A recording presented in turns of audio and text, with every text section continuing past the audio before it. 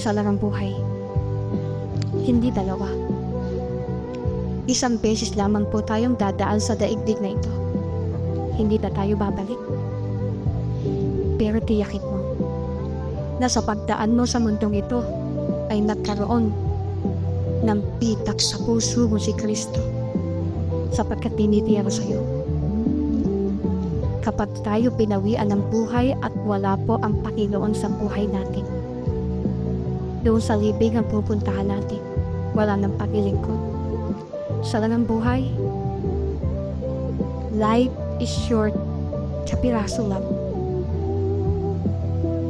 Mga kapatid, lahat tayo may haharapin after physical death. Hebrew 9:27, itinakda ng Diyos isang tao ang minsang mamatay. Pagpikit natin pagpantay ng